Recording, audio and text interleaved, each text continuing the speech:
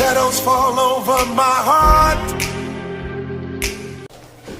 Basically मैं आपको बता दूं, ये वो करंट है जो सबसे ज्यादा यूज हो रहा है आजकल पूरे दुनिया में। ठीक है, पहले मैं आपको बता दूं सारा जमाना किसका था, डीसी का।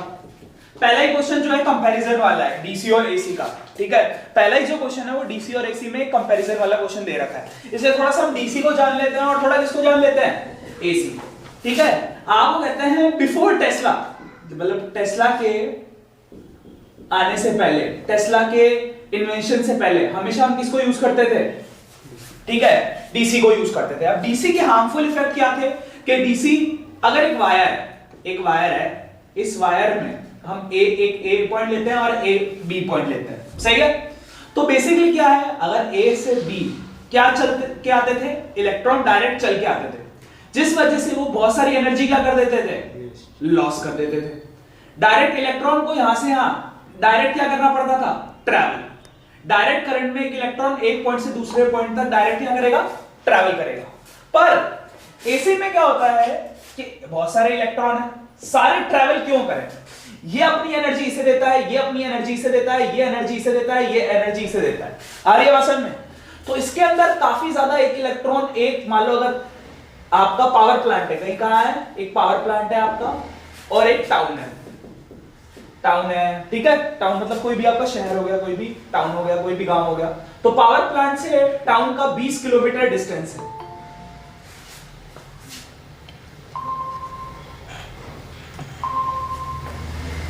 आवाज आ रही है सुमित मेरी? Yes sir. ठीक है, देखो यार तुम लोग ऑफलाइन क्यों नहीं आए? मैं तो लेट उठा था सर। तो यार इतना भी लेट, 1 बजे? Yes sir. क्या करोगे यार तुम, गोली खा के मर जाओ। ठीक है, लेट जितना भी उठो, 9-10 बजे तक उठ जाया करो लास्ट से लास्ट। तो मैं आपको बता रहा था डीसी और एसी के बीच में डिफरेंस। तो डीसी में क्या होता है कि पावर प्लांट से आपको टाउन तक सप्लाई लेनी है पूरी की पूरी। मान लो पावर प्लांट है और टाउन से 20 किलोमीटर दूर है, तो 20 किलोमीटर इलेक्ट्रॉन को चल के आना पड़ेगा, जिससे हाई अमाउंट ऑफ एनर्जी क्या होगी, लॉस। क्योंकि वो इलेक्ट्रॉन जितनी देर चलेगा उतनी ज्यादा देर तक क्या बनेगा, हीट। और इस बेसिकली वायर में काफी ज्यादा एनर्जी वेस्ट हो जाएगी। बट अगर अब पावर प्लांट है आपका एक जगह 20 किलोमीटर दूर और 20 किलोमीटर दूर उससे टाउन है, तो क्या होगा, एक इलेक्ट्रॉन को वहां चल के आने की जरूरत नहीं है, बस एक इलेक्ट्रॉन को दूसरे इलेक्ट्रॉन को बस क्या करना है, ट्रांसफर करना है। ऐसे अल्टरनेटिव चलता रहेगा, ऐसे एनर्जी का ट्रांसफर बार बार और लास्ट इलेक्ट्रॉन तक पहुंच जाएगा। तो ये ज्यादा फास्ट भी है, ज्यादा क्या है, फास्ट है, क्योंकि एक को एनर्जी मिलते ही वेव के जरिए सबको एनर्जी मिलती जाएगी और ये बहुत फास्ट भी है, रिलायबल भी है, और दूसरा ज्यादा एनर्जी क्या नहीं होगी, लॉस नहीं होगी।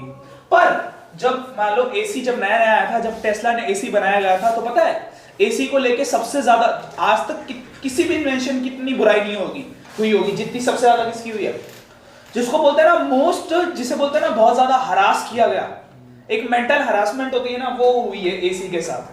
मतलब टेस्ला को इतना मेंटल हरास करा गया, कैसे करते थे, मतलब उस टाइम पे ना कैदियों को सबक सिखाने के लिए उन्हें क्या दिया जाता था, एसी, जानबूझ के, ताकि एसी की क्या हो, बदनामी हो। मतलब बेसिकली क्या है कि वो लोग चाहते थे कि एसी को कैसे भी करके क्या करना, वापस ना यूज करना, क्योंकि हर जगह किसके पावर प्लांट बन चुके थे, डीसी के। सारे पावर प्लांट डीसी थे, डीसी मोटर थी, डीसी जनरेटर थे, सब कुछ क्या था, डीसी। तो एकदम से कोई एसी को कैसे आने दे, पूरा का पूरा लोगों का मार्केट खराब हो जाएगा। और ये अगर 50 रुपए में मिलती थी, ठीक है, और तब उसी जगह ये 0.5 रुपीज में मिल रही थी, सस्ती है कि नहीं। जहां ये लोगों को 50 रुपए मिल रही थी, वो उससे भी सस्ते मिल रही थी, ठीक है। और आपको पता है सस्ती चीज को बदनाम करना और भी आसान होता है। लोग तो कहेंगे अरे सस्ता है, बेकार ही होगा, तेरी जान चली जाएगी, इसे घर पे यूज मत करना। और जानबूझ के ऐसे इंसिडेंट बनाए गए जिससे एसी की पूरी क्या हो, बदनामी। और उस टाइम पे सारे प्रिजनर्स को जानबूझ के एसी का झटका दिया जाता था, ठीक है। उनको एक तो उनकी सजा की सजा हो गई और लोगों को डराना हो गया। तो बहुत सारे लोग एसी के खिलाफ रहे बहुत सालों तक, पर फिर भी क्योंकि ये फास्ट थी, रिलायबल थी, तो आज सबसे ज्यादा कौन सी यूज हो रही है चीजें, हमारे हर घर पर हर जगह क्या आ रही है? एसी। ठीक है, सारी नई कार जिस पे बन रही है, सारी नई मोटर जिस पे बन रही है, सब कुछ एसी में ही बन रहा है। तो इसीलिए ये चैप्टर बहुत ज्यादा जरूरी है, अल्टरनेटिंग करंट। जब हम चैप्टर 3 पढ़ते हैं तो हम जानते हैं डायरेक्ट करंट के बारे में, पर जब चैप्टर नंबर हम 7 पढ़ते हैं 12th का, जो कि अल्टरनेटिंग करंट है, ये हमें बताता है मॉडर्न के बारे में। किसके बारे में? ठीक है, मॉडर्न चीजों के बारे में। तो स्टार्ट करते हैं। जैसे ट्रांसफार्मर बिल्कुल मॉडर्न है, और आप जानते हो एलसीआर सर्किट है। एलसीआर सर्किट सब कुछ कर सकता है, एलसीआर सर्किट सब कुछ कर सकता है। आपका जो चार्जर है ना, चार्जर में भी आपका एलसीआर सर्किट का कहीं ना कहीं यूज होता है, अभी हम देखेंगे वो भी। तो स्टार्ट करते हैं। नॉर्मल डीसी का क्या फॉर्मूला रहता है? कुछ याद है आप लोगों को? डीसी डायरेक्ट करंट का फॉर्मूला, डायरेक्ट करंट का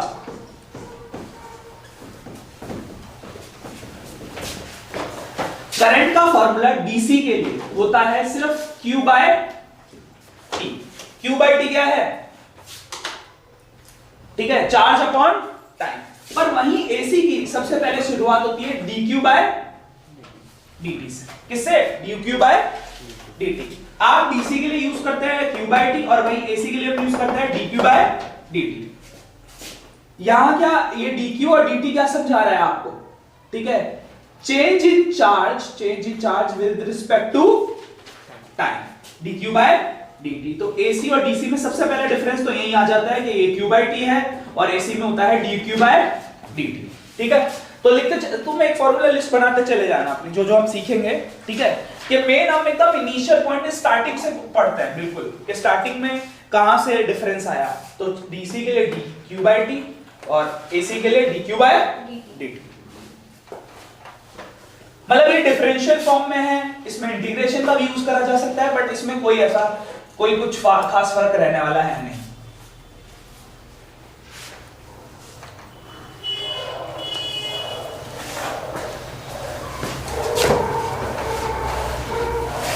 क्या एक वायर में असलियत में इलेक्ट्रॉन अपनी जगह से हिलेगा एट लास्ट मोमेंट? क्या वायर, अब याद रखना, अगर आपने एसी सप्लाई कर रखा है, अभी जैसे 4 इलेक्ट्रॉन है ना, तो ये चारों इलेक्ट्रॉन अपनी जगह से हिलेंगे नहीं, बिल्कुल। ये अपनी एनर्जी आगे देगा, ये भी आगे देगा, ये आगे देगा, ठीक है, पर रहेगा सिर्फ अपनी जगह पर। ये अपनी एनर्जी वाइब्रेशन के थ्रू आगे पहुंचाता है, याद रखना।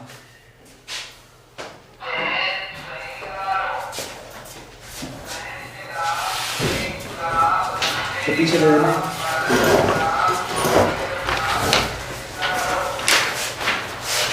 तो बाद में कोई दिक्कत है आपको यहां तक? कोई भी?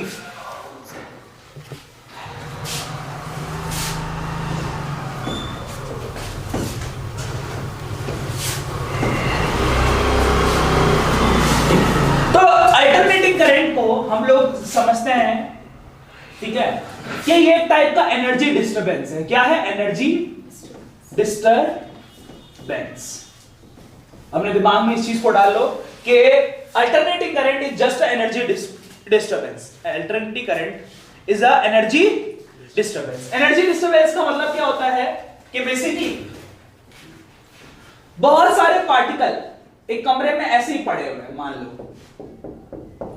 एक बंद रूम है, बहुत सालों से बंद है, तो इस बंद रूम की खास बात क्या है?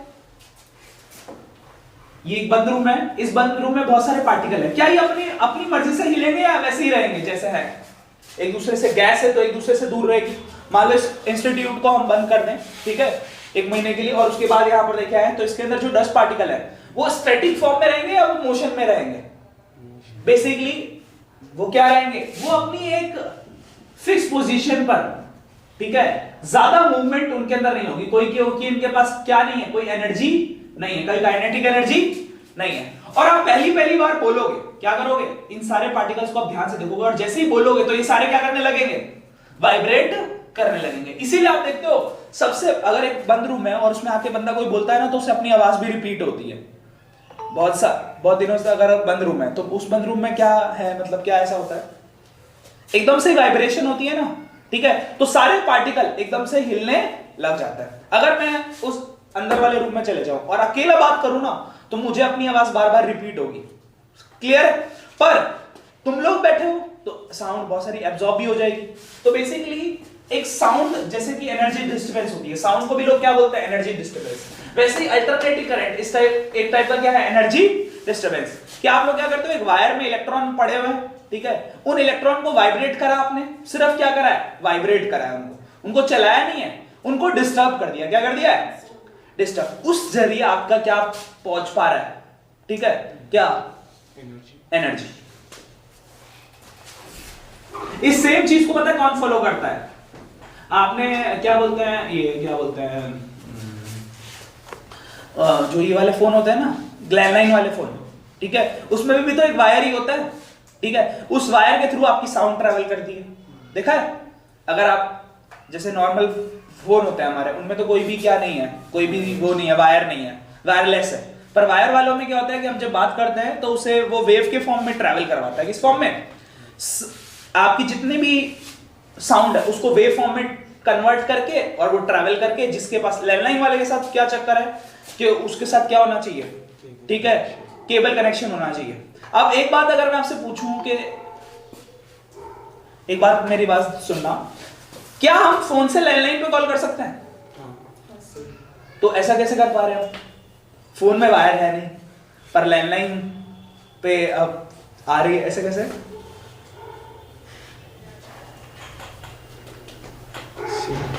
इसे बोलते हैं लैन कन्वर्टर्स। क्या बोलते हैं? एक्चुअली में ना कुछ टावर ऐसे होते हैं जो लैन कन्वर्टर्स होते हैं। लैन कन्वर्टर्स का मतलब क्या होता है कि हमारी एनर्जी जो है ईएम वेव है, जो कि क्या है, हम एक्चुअली में जो फोन से बात करते हैं ना, याद रखना, फोन है जो है वो फोन इस पे काम करता है, रेडियो वेव पे, ठीक है। अब ये जो रेडियो वेव है, इस रेडियो वेव को हम एलसीआर सर्किट पर, एलसीआर सर्किट पर अगर भेजे, ठीक है, अगर रेडियो वेव को एलसीआर सर्किट पर भेजे तो हमें एसी सिग्नल देती है। मतलब कि ये क्या देती है, वेव देती है, और फिर वो हमारे किस पे आता है, लैंडलाइन पे। समझ में?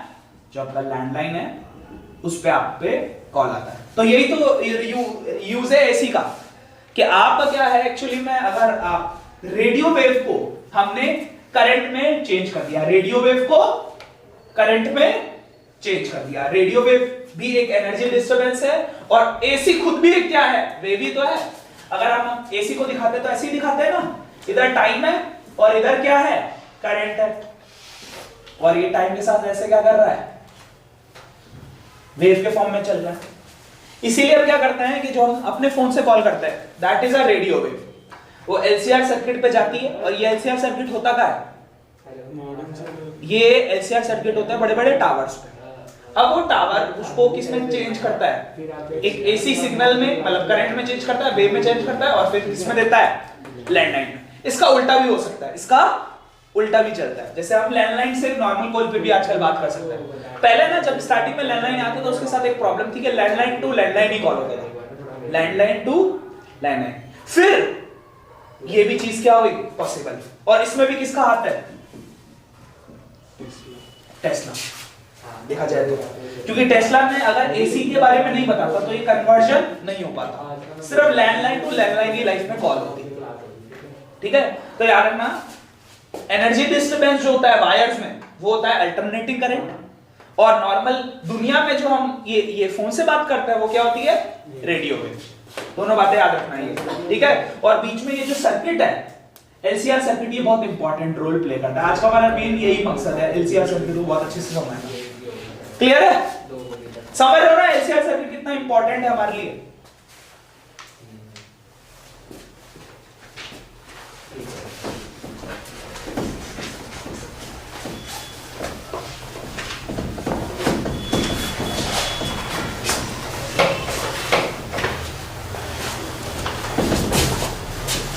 चलो, तो अल्टरनेटिंग करंट के लिए हम लोग को जो मेन ट्रिक्स चाहिए वो बता देता हूं।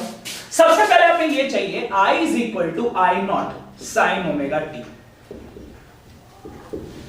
एसी मतलब अल्टरनेटिंग करंट इक्वेशंस। हम पहले अल्टरनेटिंग करंट इक्वेशंस लिखेंगे। Alternating current equation I is equal to I not sine omega T, ठीक है। यहां पर I क्या है, current, at any instance, current at any instance, ठीक है। और I नॉट क्या है? पीक वैल्यू ऑफ करंट, ठीक है। और ओमेगा टी क्या है?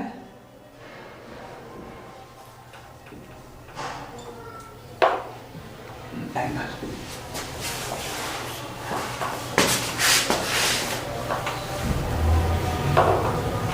बस इस इक्वेशन को ध्यान से समझ जाओ, ठीक है। मैं आपको एक लॉजिक, एक बात बताता हूं। इस चैप्टर को सॉल्व करने का या कोई भी न्यूमेरिकल सॉल्व करने का या कोई भी एंट्रेंस क्लियर करने का एक ही फंडा है, बस इस इक्वेशन को समझ जाओ।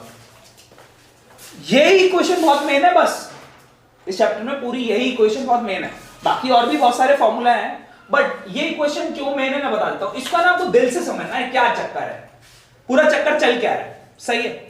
जैसे कि मान लो हम एक इलेक्ट्रॉन लेंगे और उसकी पूरी कहानी समझेंगे, सही है बात समझ में?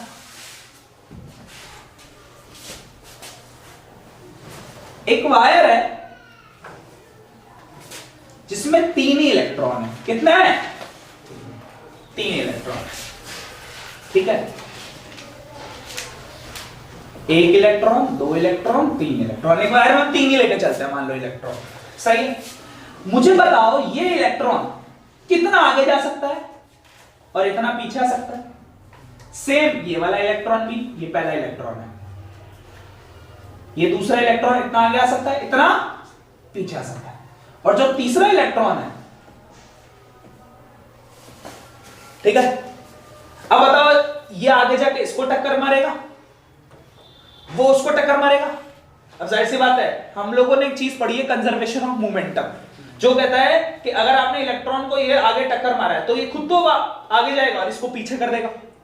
ऐसे ही एनर्जी चलती रहेगी। मतलब साउंड में भी पहले मैं समझता था, जैसे हम साउंड बोलते हैं तो हम तो आगे की तरफ बोलते हैं, तो पीछे की तरफ क्यों आती है? जब मैं ऐसे मैं मुड़ के बोलूंगा तो पीछे भी तो आवाज आएगी, ठीक है।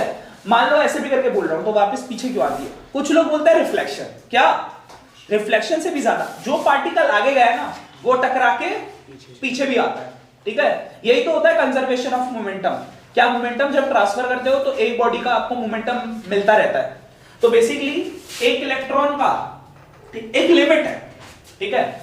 मान लो वो ये इलेक्ट्रॉन आगे इस डिस्टेंस पे जा सकता है जिसे बोलते हैं डी, और ये क्या है? Minus D. ये आने का, आगे जाने का डी और पीछे आने का माइनस डी। आ रही है? और इस बीच में कहीं पर भी पाया जा सकता है। मतलब कि आप एक पर्टिकुलर टाइम के लिए से देखोगे तो ये कहीं पर भी आगे पीछे हो सकता है। जैसे कि इस वेव को ध्यान से समझना, ये जो पॉइंट है ना, ये इसका क्या है? जहां ये रेस्ट पे था, किस पे था? ये आगे गया, यहां टकराया, ये वाला पॉइंट है जिसमें ये आगे गया और यहां टकराया और वापस यहां से जीरो पे आया। देखो जीरो पे आया वापस, फिर क्योंकि इसके अंदर इनर्शिया था तो ये पीछे गया और नीचे आया, यहां ये फिर टकराया और फिर ये। तो अपनी पोजीशन को ये कितनी बार क्रॉस कर रहा है? 3 बार। जैसे मैं एग्जांपल लेता हूं, ठीक है। अब मैं क्या कर रहा हूं, मान लो समझना, मैं मेरे बाजू वाले से को जाके मुझे आगे जाके कुछ सामान देना है, ठीक है। और यहां पर एक बंदा उससे सामान लेके आगे पहुंचाना है। तो देखो सबसे पहले मैं क्या करता हूं, ध्यान से समझना, ठीक है। मेरे हाथ में जो भी एनर्जी है वो मैं जाके, ये मेरा 0 पॉइंट है। क्या है? 0 पॉइंट। ये मेरा 0 पॉइंट है। 0 पॉइंट से मैं थोड़ा आगे गया, मान लो मैं यहां 1 मीटर जा सकता हूं, यहां पर भी 1 मीटर जा सकता हूं। तो अब मैं इस तरफ आ रहा हूं ध्यान से, तो ये 0.5 मीटर, 0.75 मीटर आ रहा है समझ में, और 1 मीटर आ रहा है। मैंने यहां उसको एनर्जी दी, ठीक है। फिर इसने मुझे कुछ एनर्जी दी, अपनी वाइब्रेशन दी, जिससे मैं क्या गया, वापस अपनी मीन पोजीशन पे आया। फिर मैं मीन पोजीशन को क्रॉस करके माइनस में गया, मैंने उससे एनर्जी ली, ठीक है, समझ में आया। उससे अपनी दी, उससे एनर्जी ली और उससे अपनी दी, वापस अपनी में मीन पोजीशन पे आया, समझ में आया। तो मतलब इसके अराउंड में इधर ऑसिलेट कर रहा हूं और यहां ऑसिलेट कर रहा हूं। यही चक्कर रहता है एसी में। एसी में मतलब मेन टारगेट हमारा रहता है कि इस रेंज से बाहर हम ना जाए, इसी के बीच में कभी यहां है कभी वहां जाए और अपनी मीन पोजीशन में एट लास्ट रहे। सही है, और एनर्जी का ट्रांसफर ऐसा चलता रहेगा। आ रही है बस में। इसी में एक एक्सपेरिमेंट करा हुआ है कि मान लो 3 बॉब है, कितने हैं 3 बॉब है। आ रही है बस में। और 1 2 3 बॉब है। ये ए बॉब है और ये बी बॉब है। अगर ए बॉब को उठा के अगर हम यहां फेंके तो ये तीनों नहीं हिलेंगे, सीधा कौन हिलेगा, बी। एक एक्सपेरिमेंट है ऐसा जिसके अंदर पाया गया है कि 5 बॉब है जिसमें से 1 2 3 यही वाले हैं और एक को उठाया और हमने इस पे 1 पे फेंका। कायदे तो इसे आगे जाना चाहिए, बट ये अपनी एनर्जी से दे देता है, ये से दे देता है और ये डायरेक्ट किसको देता है, बी को, जिससे सिर्फ बी ही उठता है। पता है आपको ये वाली बात। एक एक्सपेरिमेंट ऐसे कंडक्ट किया जाता है जिसमें 5 बॉब लिए जाता है। पहला बॉब अगर उठाओगे तो दूसरा तीसरा चौथा नहीं लेगा, डायरेक्ट 5वां। तो ये तीनों ने मतलब क्या कर दिया, उस एनर्जी को ट्रांसफर कर दिया। आया? और फिजिक्स ये कहती है ये तीनों भी हिले पर हमें दिखे नहीं, इनके अंदर वाइब्रेशन हुई बहुत। अगर हम फ्रेम्स, एक आप जानते हो फ्रेम्स पर सेकंड, ठीक है, आप कैमरा लोगे ना तो कभी उस पे ऐसा लिखा होता है FPS, फ्रेम्स पर सेकंड। हम लोग है ना ज्यादा से ज्यादा अच्छे से क्या देख सकते हैं, 30 फ्रेम्स पर सेकंड। इंसान 1 सेकंड में ज्यादा से ज्यादा कितना देख सकता है, हम 1 सेकंड में अलग अलग 30 फ्रेम्स देख सकता है, उससे ज्यादा इंसान नहीं देख सकता। फ्रेम जानते हो, आपको एक फोटो दिखा है कोई, आप 1 सेकंड 2 सेकंड 1 मिनट तक वो फोटो देखते हो ना, पर आपको एक साथ 1 मिनट में 1 सेकंड है ये तो, FPS मतलब फ्रेम्स पर सेकंड है ना, 1 सेकंड में 100 फोटो दिखाए, आप याद रख पाओगे बताओ? मैक्सिमम से मैक्सिमम इंसान 1 सेकंड में कितने फ्रेम याद रख सकता है, 30। तो पता है आप कभी भी एडिटिंग करोगे या कभी भी आप आगे जाके कुछ काम करोगे ना, तो वहां वो दिखा, आप है ना अगर फ्रेम्स, कुछ लोग पता है क्या करते हैं, मान लो एक शूट करा आपने एक, ठीक है, 1 घंटे का, आप पता है ना उसे ट्रिम करा जा सकता है, मतलब उसको फास्ट कर सकते हैं। जब आप फास्ट करोगे ना और कंप्यूटर में आप जब 30 पे पहुंच जाओगे तो उससे ज्यादा वो अलाउ नहीं करेगा और कम करने के लिए, क्योंकि इंसान उसके बाद देख ही नहीं पाएगा। इंसान की क्या है, लिमिट है। तो वही चीज है कि ये भी सारी ऑसिलेट करती है पर इंसान उसे देख नहीं सकता क्योंकि उसकी स्पीड 30 फ्रेम्स पर सेकंड से भी ज्यादा है। एक बात याद रखना, एक इंसान 1 सेकंड में सिर्फ कितनी मैक्सिमम फ्रेम्स देख सकता है, मतलब आप 30 अलग अलग फोटो सिर्फ 1 सेकंड में देख सकते हो। उससे 1 सेकंड जो होता है ना, उसमें 30 फोटो से आप ज्यादा देख नहीं सकते, क्योंकि उसके बाद हमारा माइंड भी क्या नहीं करेगा, प्रोसेस ही नहीं करेगा उसको, हमें वो ब्लैक दिखाई देगा, पूरा का पूरा ब्लैकआउट हो जाएगा, हमें पता ही नहीं लगेगा हुआ क्या। अगर 30 से ज्यादा होगा, 30 से कम होगा, ठीक है। माया 30 से ज्यादा का मतलब ये है, किसी ने अगर कर दिया मान लो 50 फ्रेम्स पर सेकंड, मतलब वो 50 फ्रेम मानिए 1 सेकंड में, 50 फ्रेम में आप कैसे याद रखोगे 1 सेकंड के अंदर अंदर, मतलब 50 डुब डुब डुब डुब डुब डुब डुब, इतना तो मैं जल्दी डुब डुब डुब भी नहीं कर सकता। लेकिन 60 FPS के भी तो गेम्स बनते हैं, 80 के भी बनने लग गए हैं, लोग बनाते हैं, ठीक है। उसके अंदर आपको, मैं आपको एक बात बताता हूँ, कार्टून देखा आपने, कार्टून में वो पेज पलटता है, आपको दिखता नहीं है। पहले जो कार्टून बनते थे ना वो ऐसे स्क्रैप बुक वाले बनते थे, ठीक है, आपको ऐसा लगता है ये लाइन वाइज चल रहा है, पर वो लाइन वाइज, वो पता किस चीज का फायदा उठाते हैं, फ्रेम्स पर सेकंड। वो एक फ्रेम से दूसरी फ्रेम पे इतना जल्दी आते हैं कि आपको दिखता ही नहीं वो पलटते हुए। आ रही है, मैं वो चीज कहने की कोशिश कर रहा हूं कि आपको फिर कुछ आप बारीकियां मिस कर दोगे। 80 फ्रेम्स पर वाले आप देखोगे, उसका मतलब पता है क्या होगा कि आप बहुत ज्यादा ऐसे ग्राफिक्स है, ऐसे माइक्रो ग्राफिक्स उन्होंने कर रखे हैं जो आपकी आंखें पकड़ नहीं पाएगा, पर एक गेमर कोडिंग जब कर रहा होगा ना, जब वो गेम बना रहा होगा तब वही उसे देख सकता है, क्योंकि वो तो आराम आराम से फ्रेम डालेगा। समझ में आ रही बात? कितना आपको पता है, एक कोई वीडियो गेम बनाने के लिए बहुत मेहनत लगती है। एक गेम बनाने के लिए लोगों को मैंने देखा 5-5 साल बिता देते हैं उसी गेम के ऊपर, क्योंकि उसके अंदर हर कमरा, हर आगे स्टेप जो चलोगे ना उसकी अलग पिक्चर होती है। समझ में आ रही बात मैं क्या कहना चाह रहा हूं? जैसे मतलब आप गेम में जो आराम से चल लेते हो, तो हर बंदे ने मतलब उसे डिजाइन किया है, एक पिक्चर वो डिजाइन करा है, वो चीज है मैं वो बता रहा हूं। जो आप 80 FPS 100 FPS है वो बंदा बनाएगा, पर आप देख पाओगे क्या, ये नहीं है चक्कर। मतलब उसके अंदर बहुत माइक्रो डिटेलिंग करी गई है।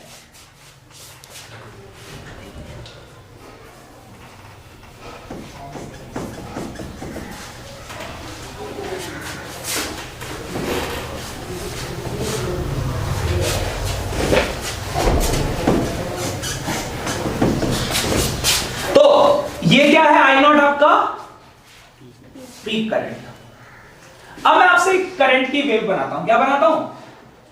ये करंट की वेव है। आपको बताना है ये आई कहां है, ये आई इस वेव में कहां है, कहां है? X axis. ये बात तो सही कह रहा है हमारा आदित्य। आदित्य बताओ, थोड़ा तेज बोलो। ये वाला आई जो है ना, ये कहीं पर भी हो सकता है। क्यों? क्योंकि ये तो क्या है, एट एनी क्या है, इंस्टेंस। इसका मतलब ये भी आई है, ये भी आई है, ये भी आई है, ये भी आई है, ये भी आई है, ये सारे क्या हैं, आई हैं। ठीक है, कोई भी पॉइंट आप लिख दो वो आई है, कोई भी सारे आई है। पर आई नॉट कहां है? सिर्फ ये पीक वैल्यू, ये पीक वैल्यू, ये जो पीक है ना, ये पीक, ये पीक, ये पीक, जो पीक है ना, वो सारे क्या है, आई नॉट है। तो ये वाला आई इस आई नॉट के बराबर कब होगा? ये दोनों कब बराबर होगा? जब एंगल क्या होगा, 90 डिग्री। साइन 90 होता है 1, है ना?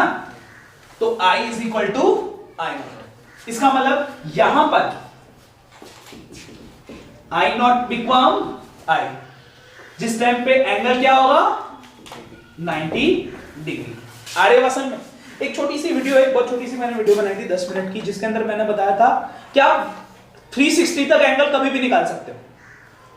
वो वीडियो का देखिए, वो वीडियो एंगल निकालने की एक वीडियो बनाई है मैंने, लास्ट ईयर बच्चों को बताया भी था कि ना, मुझसे अगर कोई पूछता है ना 225 बताओ, क्या बताओ, साइन बताओ, कॉस बताओ, टेन बताओ, कुछ भी बताओ, तो मैंने कोई रट्टा नहीं मारा, पर मैं आराम से एक वेव मेथड से बता सकता हूं। ठीक है, क्योंकि ये वेव है ना, वेव जो ये वेव है, ये हमें सब कुछ बताती है। जैसे ये कितना है, 90 है, यहां पर बताया कितना होता है, 180, यहां जाते हो 270, यहां क्या होता है 360, ऐसे चलता है 90, 180, 270, 360। अब 225 कहां आएगा, किन दिनों के बीच में आएगा, इसके और इसके बीच में आएगा, यहां पर कहीं, है ना? समझ में आ रही बात? और ये वाली वैल्यू है, ये जो वैल्यू होती है ना, ये होती है 1/√2, और वो भी किसकी, नेगेटिव, क्यों, क्योंकि नीचे है। तो मैं कोई भी वैल्यू बता सकता हूं ऐसा। तो आ रही है बात समझ में? That is called a wave method. और अगर आप वेव को समझ गए तो आप पूरी दुनिया को बहुत आराम से समझ पाओगे, फ्यूचर वाली जनरेशन को। क्योंकि मैं आपको एक बात बताता हूं, सुनना, इस बात को अपने दिमाग में डाल लो अच्छे से। एल्बर्ट आइंस्टाइन बोल के गए हैं कि पूरी दुनिया एक वेव ही है। क्या है? वेव है। अगर आप वेव को अच्छे से समझ जाते हो ना, तो आप सब चीज को आराम से समझ जाओगे। जो आजकल हम अलग अलग चीजें पढ़ रहे हैं, वो सब एक दिन किस में कन्वर्ट हो जाएगी, वेव में। और तुम भी अगर ध्यान से अपनी 12th की जर्नी को देखो, 12th की अपनी जर्नी को पहले चैप्टर से स्टार्ट करो, ठीक है, और आज तक जहां तक अभी आप सेमीकंडक्टर पढ़ रहे हो, तो आप है ना, आपने हर चैप्टर में कहीं ना कहीं वेव सुना ही होगा। जैसे अल्टरनेटिंग करंट में हमने वेव सुना, ठीक है, इलेक्ट्रोमैग्नेटिक इंडक्शन में वेव सुनते हैं, और हमने वेव ऑप्टिक्स में तो वेव सुना ही सुना, ठीक है। और हमने कहां कहां वेव सुना? क्या आपने ड्यूल नेचर में वेव नहीं सुना? और बार बार E is equal to H nu पे बहुत ज्यादा फोकस किया जाता है। तो ये न्यू भी तो क्या है, एक वेव की पार्ट है, फ्रीक्वेंसी। और ये जर्नी पता है आज से नहीं, बल्कि जब 11th खत्म हुई थी ना, तभी से स्टार्ट हो गई थी, जब उन्होंने आपको ऑसिलेशन और वेव पढ़ाया था।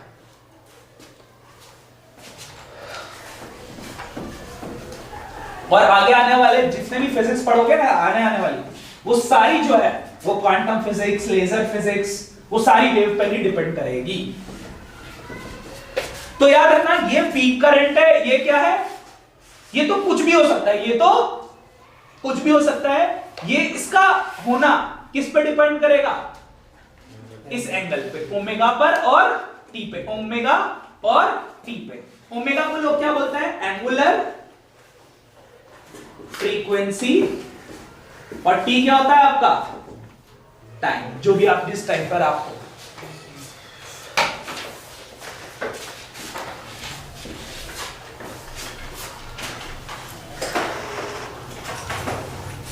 I is equal to I not sine omega T. ऐसे ये भी बन सकती है ईएमएफ की। ईएमएफ जो है वो क्या होगा, ई नॉट साइन ओमेगा टी। और ईएमएफ देखा जाए तो पोटेंशियल होता है, क्या होता है, तो हम ये भी लिख सकते हैं V is equal to V not sine omega T. आप चाहे ईएमएफ के टर्म में लिखो या V के टर्म में लिखो, V is equal to V not sine omega T.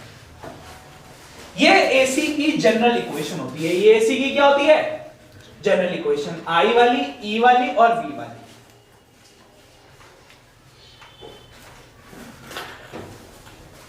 आ गए समझ में?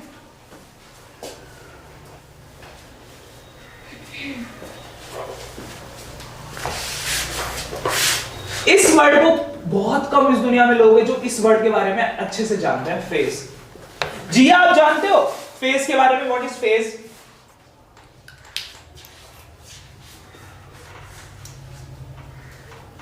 जी हमें सुन रही है मुझे? सुमित,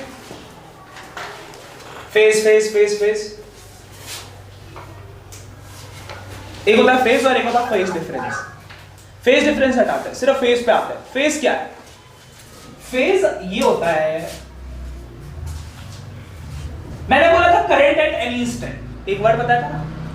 कोई एकदम से आपसे पूछे यहां पर ये दे दिया, जाहिर सी बात है ये आपका क्या है, आई है, करंट एट एनी इंस्टेंट। अब इस पॉइंट का आपसे कोई एंगल पूछे, क्या पूछे, इस पॉइंट का कोई आपसे एंगल पूछे कि ये कौन सा एंगल है, वही क्या होता है, हम किसी चीज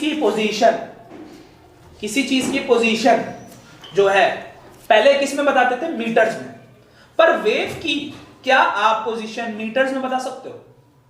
वेव की पोजीशन आपको एंगल्स के टर्म में बतानी पड़ती है और that is called phase. Position of a wave is called phase, याद रखना, position of a wave is called phase. Phase और किसी चीज में नहीं होता। मैं अगर यहां से घर अपने जा रहा हूं तो मेरा तो मीटर्स में निकाला जाएगा मेरी पोजीशन, पर एक वेव की पोजीशन किससे निकलती है, फेज में।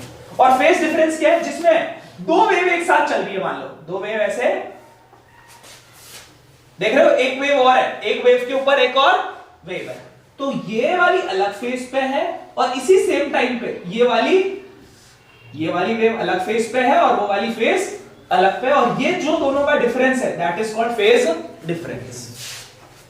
फेज डिफरेंस हमेशा तब होगा जब दो वेव के बीच में क्या होगा, कंपैरिजन। और फेज कब होगा, जब सिंगल वेव का आप एक पोजीशन बताओगे कि वो एक टाइम पे कहां होने वाली है। अरे बस समझ में?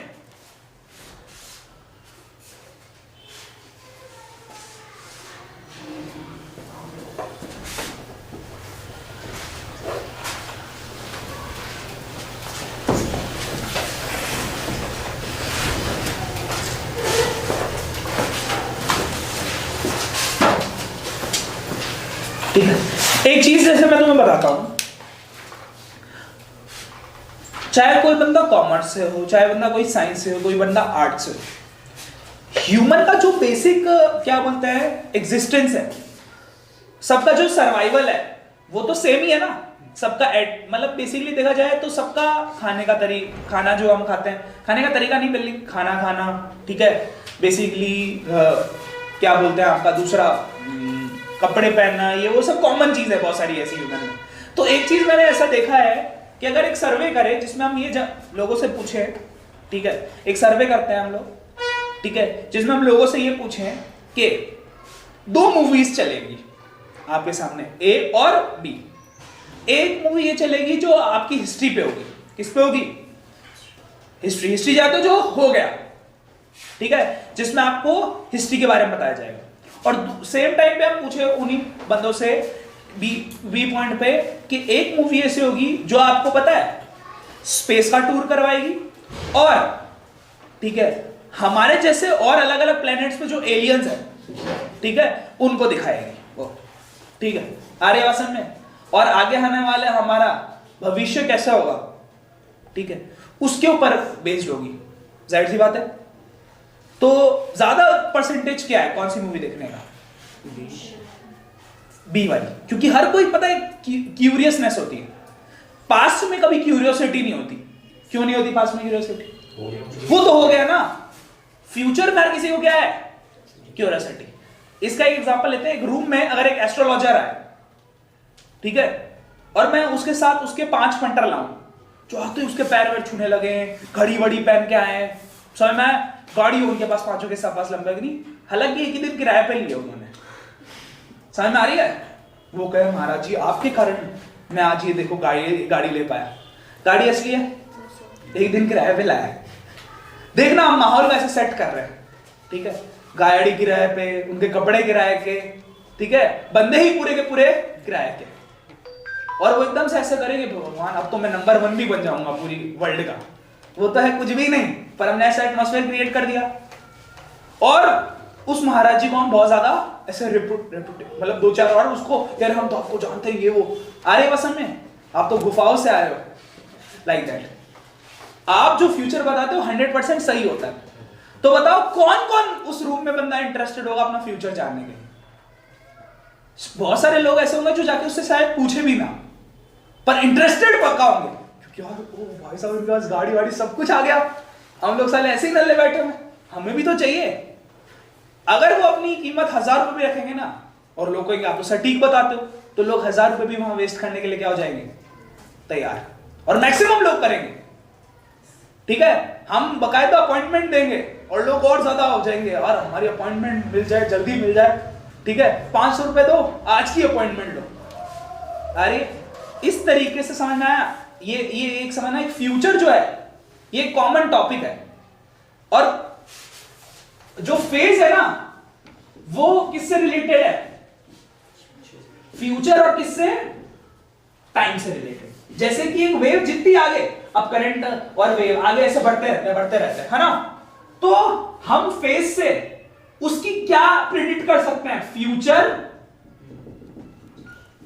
Position, that is called future position. तो अल्टरनेटिंग करंट में हम ये तक बता सकते हैं बिना एक जगह से दूसरी जगह उसे भेजे कि इस पॉइंट पर अगर इतना करंट रहा है तो 100 मीटर बाद कितना करंट होगा, क्योंकि अल्टरनेटिंग करंट हमें ऐसे फॉर्मूले देता है, और वेव होने के कारण उसमें हम पहले से उसका क्या निकाल सकते हैं? फेज। और फेज आपको फ्यूचर पोजीशन, ठीक है, अभी जो है पोजीशन उसके बारे में भी, और पास्ट की पोजीशन, तीनों के बारे में बता सकता है। याद रखना ये वाली बात पूरा, मैंने इसीलिए आपको एक कहानी बताई कि जो फेज है वो पूरा का पूरा फ्यूचर पोजीशन भी बता सकता है। नॉर्मल डिस्टेंस, डिस्प्लेसमेंट, एक्सेलरेशन ऐसे नहीं बताए जा सकते, ठीक है, उनमें एयर रेजिस्टेंस होता है और बहुत सारी चीजें मैटर करती है, एक्सटर्नल फोर्सेस मैटर करती है, पर करंट में एक्सटर्नल फोर्सेस जो है एसी वाले करंट में मैटर नहीं करती।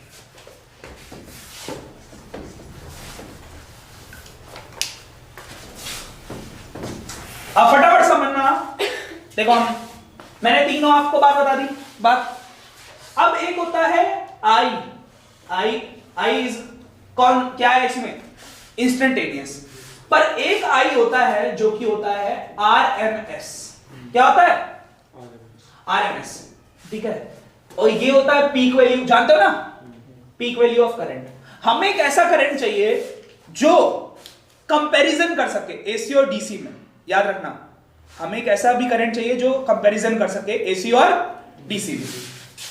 अभी जो हमने एक वेव बनाई थी उसमें आई किसी भी पॉइंट पे हो सकता है, और आई नॉट सिर्फ किस पे होगा? पीक पे होगा। तो हमें एक नया करंट बनाना पड़ा, that is called I RMS. ये पता है कंपैरिजन करता है किसके बीच में? एसी और डीसी के बीच में।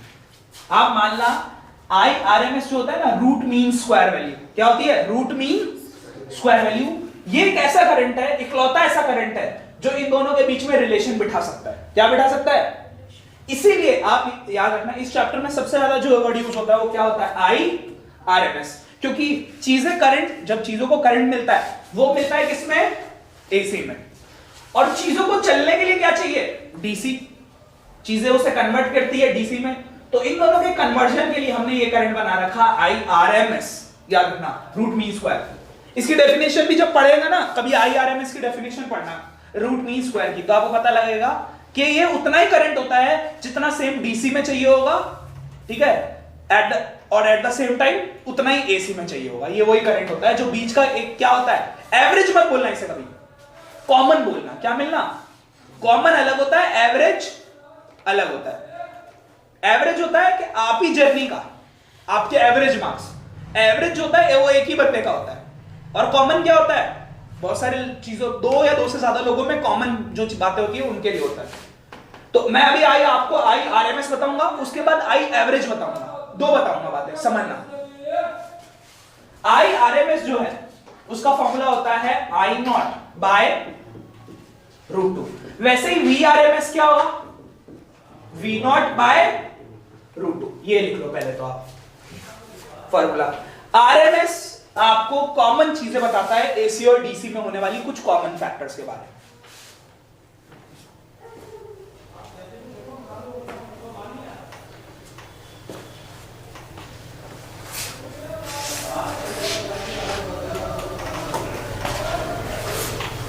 IRMS और VRMS।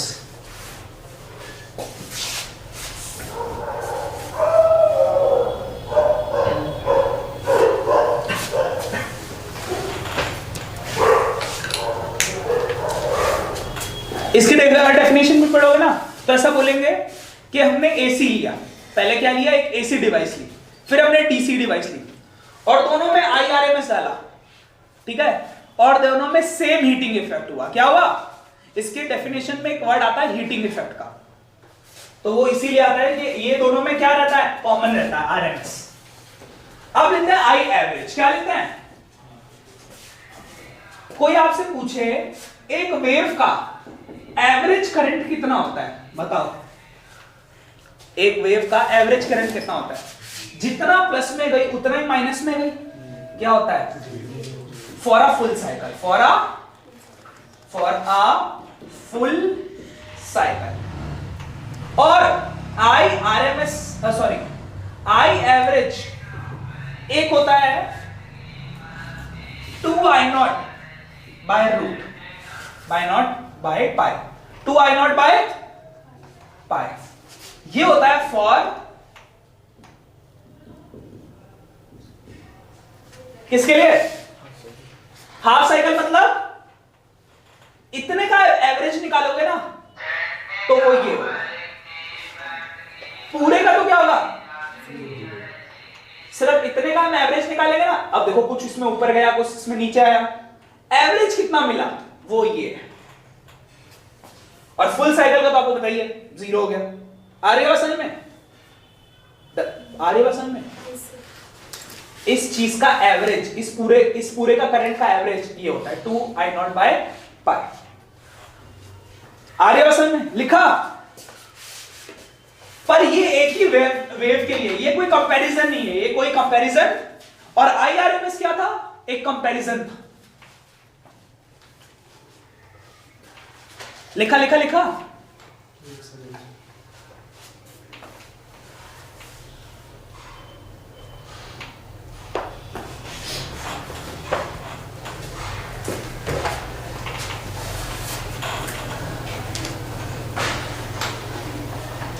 तो आपको ये एवरेज जो एरिया है ना, ये एवरेज जो एरिया है हाफ के लिए वो ये होगा, और पूरे के लिए क्या होगा, 0।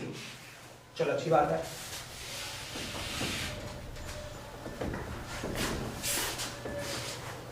अब आते हैं भैया बैटरी के लिए, क्या सिंबल लगता है, ये वाला प्लस माइनस। पर जो एसी सोर्स होता है ना, एसी सोर्स दो टाइप के होते हैं, या तो एसी जनरेटर, या तो ऑसिलेटर।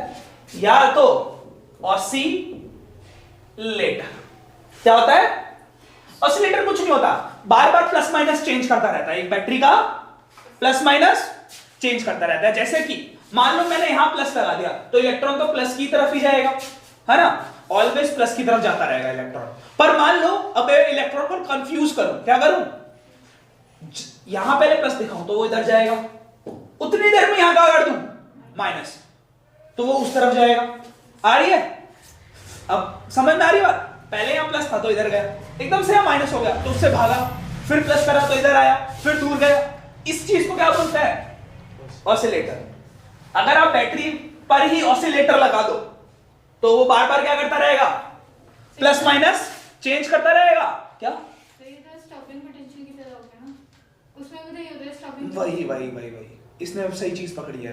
अभी हम कुछ दिन पहले वो पढ़ा था ना, बार बार प्लस माइनस कर रहे थे, जिस वजह से दिक्कत हो रही थी किसको, फोटो इलेक्ट्रिक इफेक्ट में।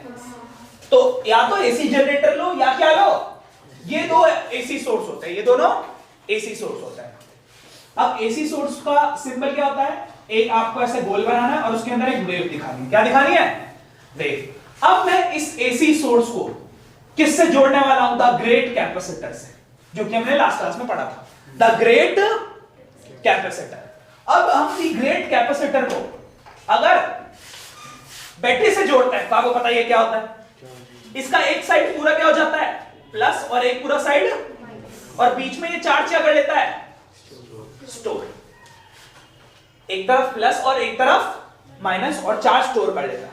तो याद रखना, डीसी में तो कैपेसिटर, जब अपने डीसी लगाते हैं मतलब बैटरी लगाते हैं, तो कैपेसिटर चार्ज क्या कर सकता है, स्टोर कर सकता है। पर ठीक है, अच्छा करता हूं मैं तुम्हें एक बात बताता हूं, लोगों को खुश करने का तरीका। ठीक है, जैसे कि मान लो एक कुणाल और आदित्य, कुणाल की हमने शादी करवाई, क्या करवाई, शादी। ये क्या करता है, बहुत ही अच्छा स्वीट हस्बैंड है। क्या है, हर साल हर महीना जो भी कमाता है किसको देता है, बीवी को दे दिया।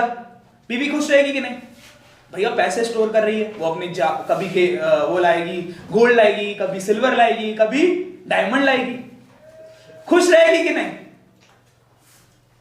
ठीक है, अब दूसरी तरफ आदित्य ने प्लान बनाया, क्या बनाया, कि सिर्फ अच्छा फील करवाना है। क्या करवाना है, अच्छा फील करवाना है। तो इसने पहले से 1 लाख रुपए इकट्ठे कर रखे थे। क्या कर रखे थे, इकट्ठे। अब इसने क्या करा, 1 लाख रुपए से डायमंड रिंग लाया, प्लेटिनियम और डायमंड रिंग गिफ्ट करी। अगले दिन ही, ठीक है, मीर को बोल दिया जा चुराने की कोशिश कर इस डायमंड रिंग को, समझना। तो मीर जाके चुराने की कोशिश करता है, मीर तो इसी का पंटर है।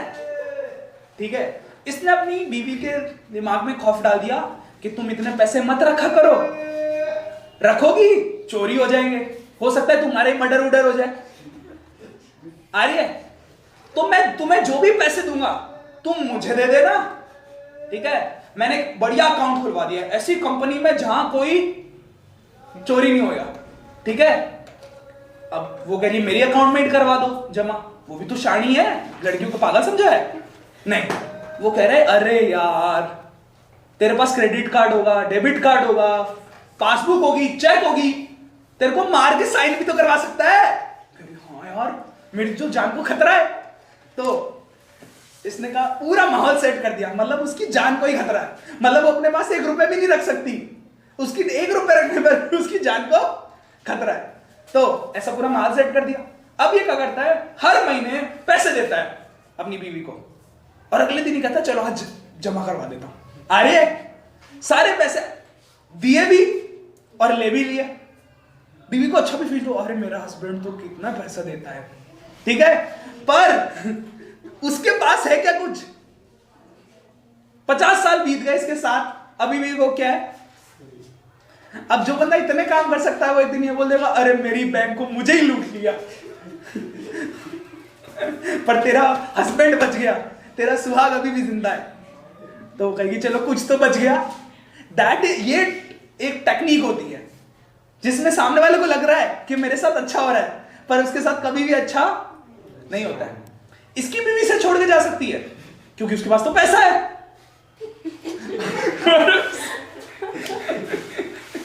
उसको छोड़ के नहीं जा सकता। ये एक टेक्निक, बहुत बड़ी महान टेक्निक मैंने तुम्हें आज बताई है, इसे याद रखना। अब बैटरी बहुत शरीफ होती है, क्या होती है, बैटरी पूरे के पूरे कैपेसिटर को एक ही बार में चार्ज दे देती है और कैपेसिटर खुश, और कैपेसिटर चार्ज स्टोर कर देता है। पर ऑसिलेटर इतना अच्छा नहीं है। ऑसिलेटर आपको पता है आधे टाइम के लिए एक तरफ प्लस बनाता है और एक तरफ, तो पहले कैंपस पूरा क्या कर लेगी, चार्ज को स्टोर करवा देगी आधे सेकंड के लिए चार्ज को स्टोर करवा दिया, प्लस और माइनस। फिर ये उल्टा हो गया, पता है ना, इधर माइनस उधर प्लस, तो इस चार्ज को निकल के वापस यहां आना पड़ा और इसको यहां, charge discharge, charge discharge, charge discharge. Capacitor का यूज भी तगड़ा हो रहा है, चार्ज भी हो रहा है, डिस्चार्ज, उसको अच्छा भी लग रहा है, पर अगले ही second at the final result क्या आ रहा, जीरो आ रही। ये टेक्निक होती है कैपेसिटर के अंदर। बैटरी में तो ये फुल चार्ज स्टोर करता है, आ रही है, पोटेंशियल एनर्जी स्टोर कर सकता है बैटरी वाले केस में, डीसी के अंदर, पर एसी के अंदर ये चार्ज तो होता है, पर बिल्कुल हाफ सेकंड के लिए, इसके लिए अगले ही सेकंड को डिस्चार्ज आता है, चार्ज डिस्चार्ज, चार्ज डिस्चार्ज। यार ये मैंने लड़कियों को टेक्निक गलत बता सर फिर तो यूजलेस नहीं होगा। यूजलेस नहीं है, ये फायदा है। क्या है, आपने चार्ज करा, ठीक है, जब आपने चार्ज करा था तो एक तरफ प्लस आ गया और एक तरफ माइनस आ गया। दूसरे केस में अब ये खुद एज अ क्या काम करेगा, बैटरी का। सेकंड में इसने जो चार्ज आधे सेकंड के लिए जो चार्ज स्टोर किया था, अब वो आपको ये खुद देगा, तो आपके लिए क्या काम करेगा, ये बैटरी का। आ रही है बात समझ में, क्यों, इसने चार्ज स्टोर करा था, ऑसिलेटर वो चार्ज इससे ले लेगा, तो इसने खुद क्या बनाया, करंट। इस केस में क्या ये करंट बना सकता था, आपको मैं बता दूं, कभी भी डीसी के अंदर कैपेसिटर करंट कभी नहीं बनाता। करंट क्या होता है, जीरो, क्योंकि सारा चार्ज तो ये स्टोर कर लेता है। पर इस केस में ये खुद क्या बनाना शुरू कर देता है, करंट। मतलब ऑसिलेटर इसे एज अ बैटरी यूज कर रहा है, इसे एज अ बैटरी यूज कर सकता है। पता है पंखे में आती है एसी, जो पंखा है ना, वो हमारे नॉर्मल घर पे पंखे में ना, ये जो कंडेंसर लगता है ना, कंडेंसर बोलते हैं, पर एक्चुअली में क्या होता है, कैपेसिटर होता है। इसमें इसलिए लगाया जाता है कैपेसिटर, ताकि जब वोल्टेज कम आए तो ये खुद एज अ बैटरी का काम करे और फैन को रोटेट करवाए। अगर कैपेसिटर खराब हो जाता है ना, तो फैन की स्पीड क्या हो जाती है, कम हो जाती है, क्योंकि पहले ये खुद भी एज अ बैटरी का काम कर रहा था। आ रही है बात समझ में। तो मोटर है ना, मोटर में भी ऐसे लगा हुआ था कैपेसिटर, ऐसे ही मोटर, जितनी भी घूमने वाली चीजें होती है सब में कैपेसिटर लगा होता है। आ रही है। तो कहीं ना कहीं जो इसने पूरी चाल चली थी आदित्य ने, कितनी जबरदस्त थी। अब क्या है, अब उसके पास बाहर से भी पैसे आएंगे ना, कहीं और से भी, तब भी वो किसको मिलने वाला है, आदित्य को। क्यों, क्योंकि भरोसा बन गया ना, और अपने आप पर भरोसा रहा नहीं। ठीक है, मीर ने बहुत अच्छी काम किया, आदित्य अपनाएगा इसे। आदित्य अपनाया ना, मैंने कुणाल पक्का नहीं अपनाएगा इसको। कुणाल कहेगा यार मैं नहीं, ऐसे तो बीवी छोड़ देगी।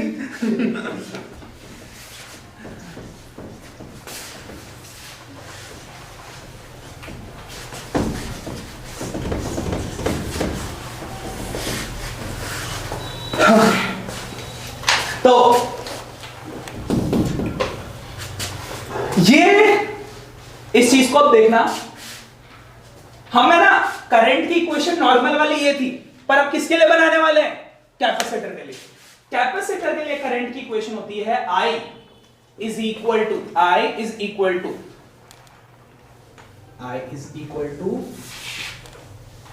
E not C omega sine omega T plus pi by for capacitor, और फॉर इंडक्टर जानते हो, इस तरीके की कॉइल होती है। किस का घर पे हेयर ड्रायर है ना, हेयर ड्रायर देखा है किसी ने, तो हेयर ड्रायर में ये इंडक्टर रहता है। अब अगर पे वो है गर्मी लेने वाला हीटर, उसमें भी इस तरीके की कॉइल रहती है, तो इसे इंडक्टर बोलते हैं। क्या बोलते हैं? इंडक्टर के लिए करंट की इक्वेशन रहती है I is equal to E not by omega L sine omega T minus pi by 2। लिखो for capacitor, for inductor. Sir value यहाँ कहाँ से देंगे? बता रहा हूं।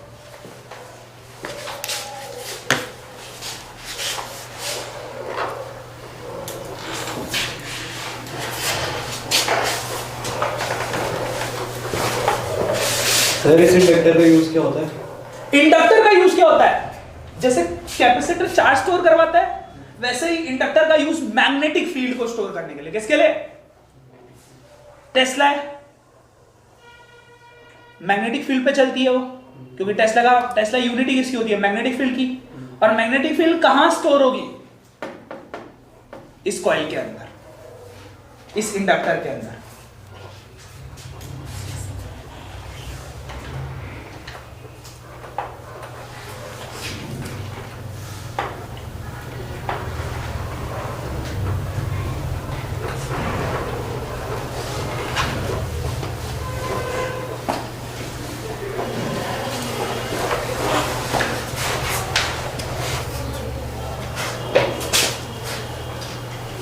लिख लिया दोनों?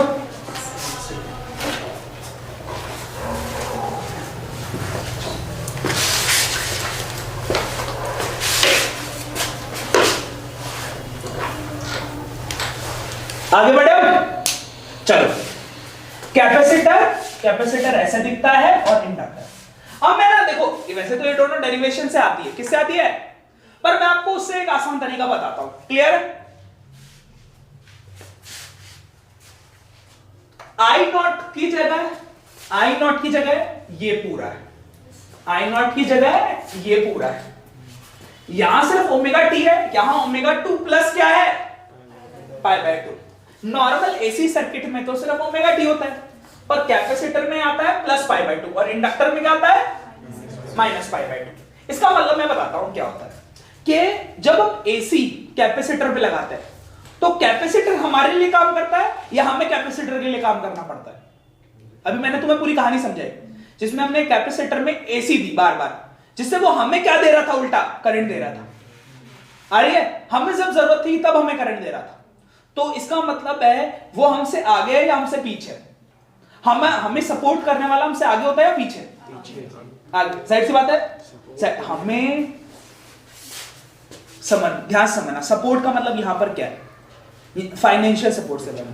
फाइनेंशियल सपोर्ट तो देगा जो जिसके पास हमसे ज्यादा पावर होगी। तो वही चीज हम देखना है कैपेसिटर के अंदर। कैपेसिटर जब चार्ज स्टोर कर लेता है और जब हमें उल्टा जरूरत होती है तो हमें पहले ही दे चुका होता है, क्योंकि इसके पास काफी ज्यादा क्या रहता है? करंट रहता है। तो इसलिए यहां पर करंट की इक्वेशन में क्या है? Plus pi by 2। मतलब कि पाई बाय 2 मतलब ये हमसे 90 डिग्री आगे रहता है और ये हमसे 90 डिग्री, इसे बोलते हैं लीड करना। क्या करना?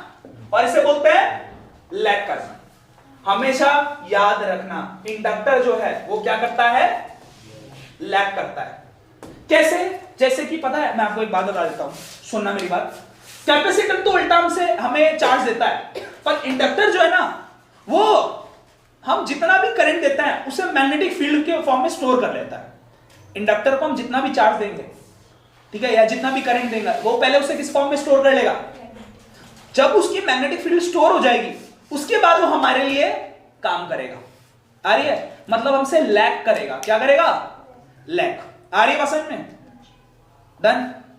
तो इंडक्टर और कैपेसिटर को हम इस तरीके से समझते हैं। क्लियर है? तो कैपेसिटर और उल्टा स्पीड बढ़ाता है और इंडक्टर क्या होता है? कम करता है। इंडक्टर को लोग डैंपिंग भी बोलते हैं। क्या बोलते हैं? डैंपिंग का मतलब जानते हो? जिससे जो उल्टा हमारे लिए हमारी वेव को कम कर देगा। क्या कर देगा? कम। तो that is called inductor.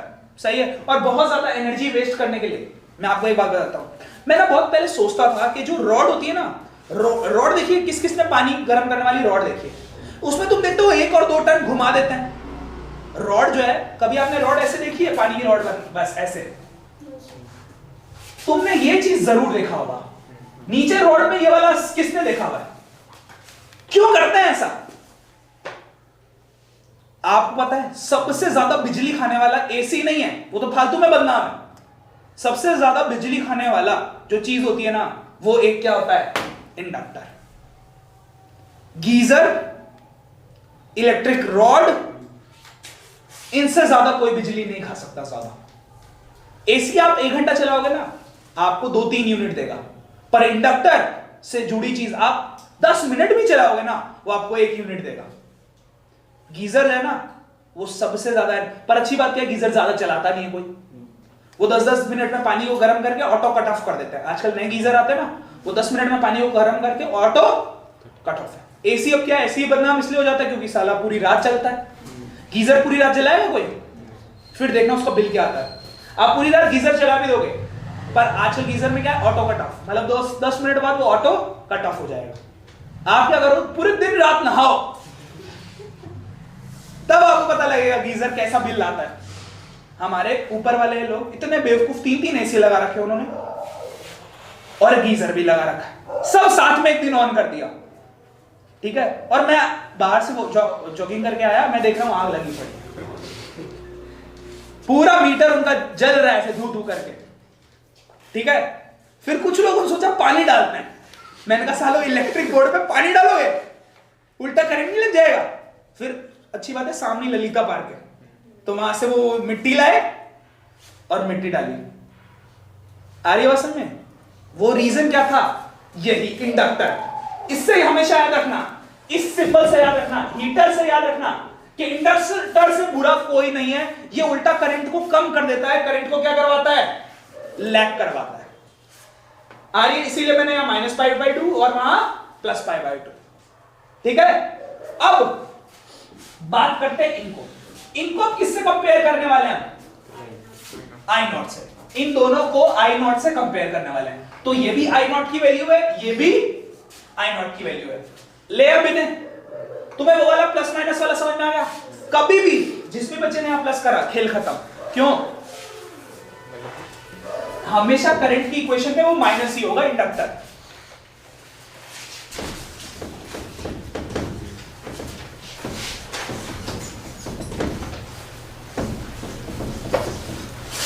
Actually में सारी चीजों का लॉजिक आपके घर पर ही है, बस आपको देखना है कहां लग रही है साइंस। साइंस एवं तो कोई बनानी है हवाबाजी में, सिर्फ आपके घर पे जो चीज है वो उन्हीं में क्या लग रही है? साइंस। अब देखो ध्यान से समझना, बताओ ये वैल्यू किसके लिए आई है और ये वाली किसके लिए आई है?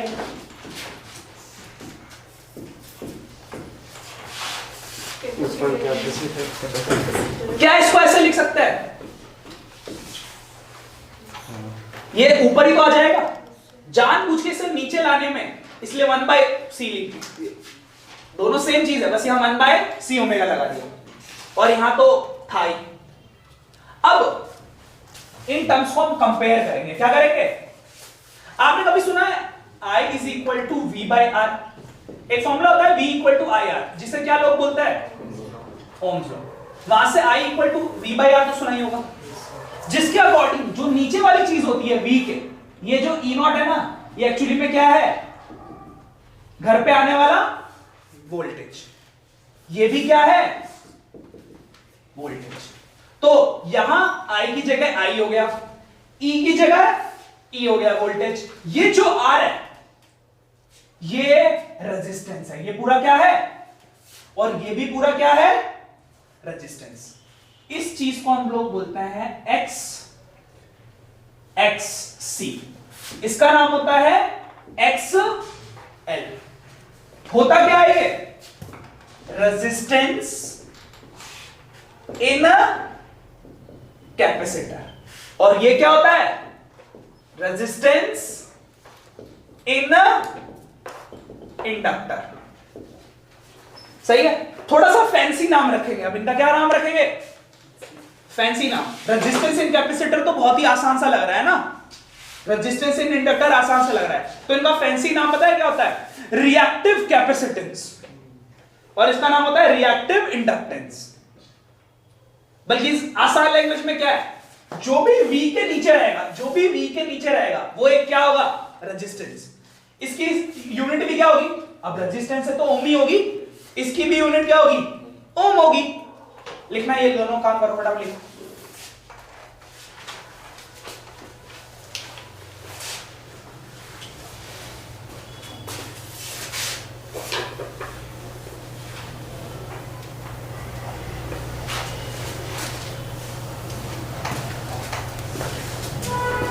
सूरज, आवाज नहीं आ रही है सूरज को। अच्छा सुमित, ठीक है आवाज आ रही है ना?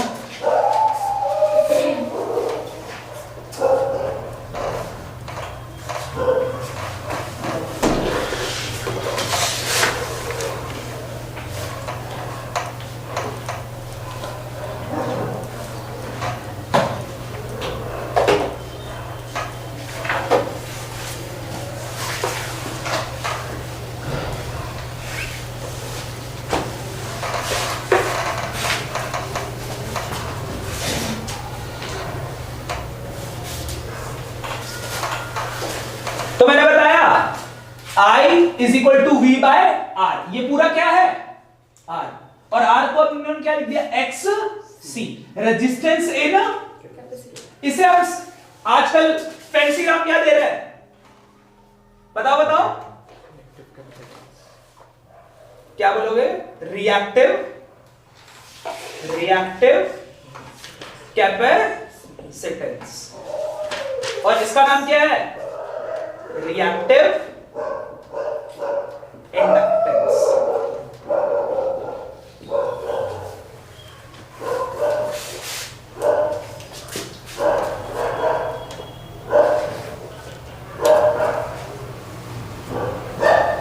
इन तीनों की यूनिट बट क्या है? सेम ही रहेगी, ओम ही रहेगी।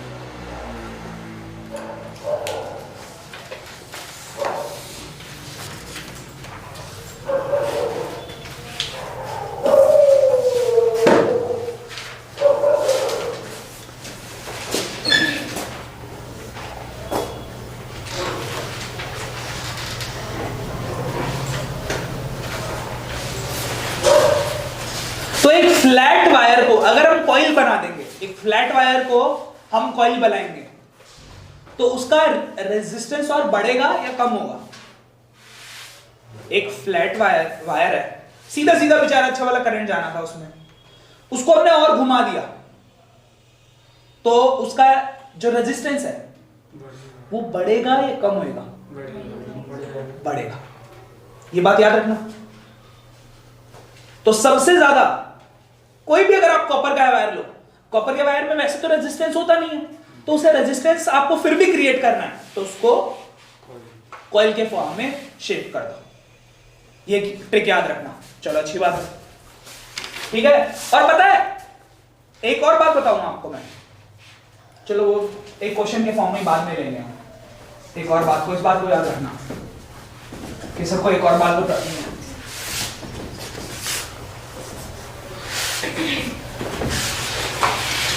ठीक है, तो एक तो फॉर्मूला होता है I equal to V by R, एक क्या हम ये लिख सकते हैं I equal to V by XL, एक क्या लिख सकते हैं I equal to V by XC।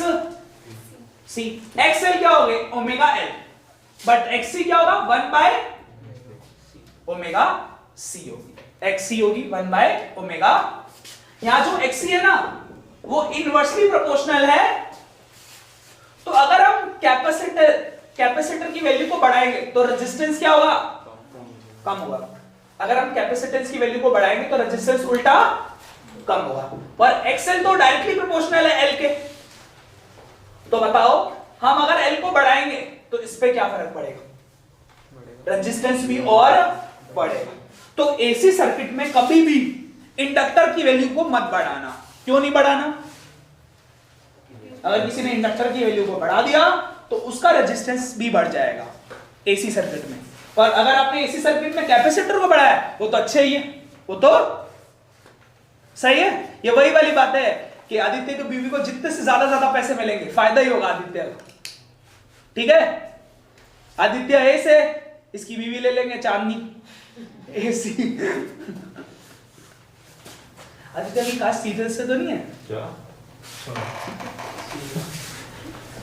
क्या है पूरा पूरा नाम क्या था? आदित्य रावत। आदित्य रावत। हाँ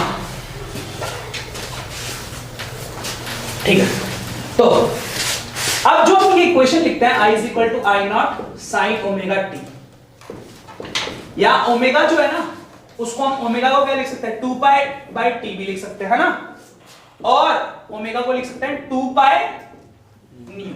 ये होती है कौन सी फ्रीक्वेंसी? ये आपकी ठीक है नॉर्मल फ्रीक्वेंसी होती है, नॉर्मल फ्रीक्वेंसी, नॉर्मल वाली।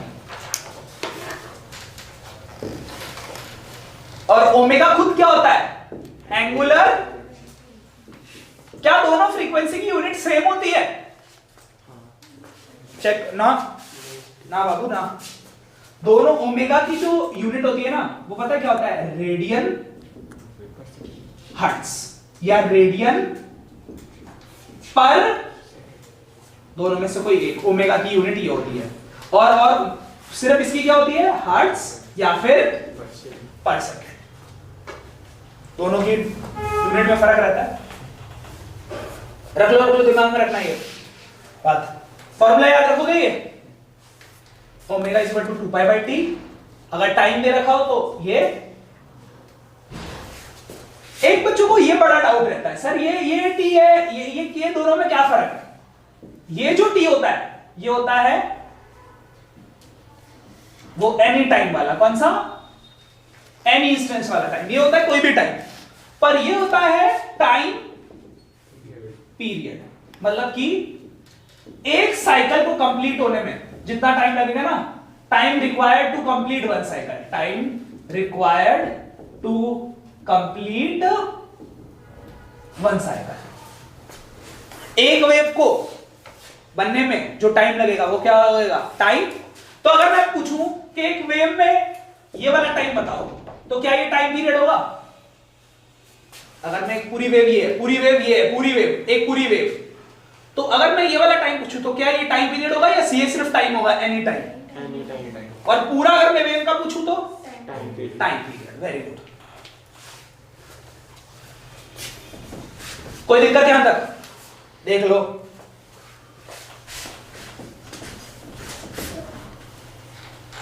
लिखा नहीं? किसने लिखा था ये? सुकृति से दिखा देना। यूनिट जरूर लिख लेना।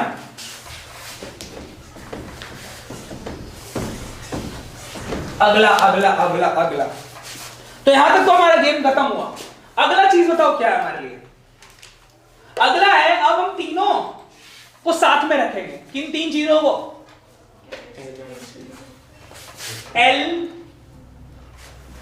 LCR सर्किट को, LCR सर्किट को साथ में रखते हैं। ये बताओ क्या है? रेजिस्टेंस। ये क्या है? इंसुलेटर, इंडक्टर, अच्छा सॉरी इंसुलेटर। और ये क्या है? इनमें से करंट के दुश्मन कौन है? करंट के दुश्मन कौन कौन है?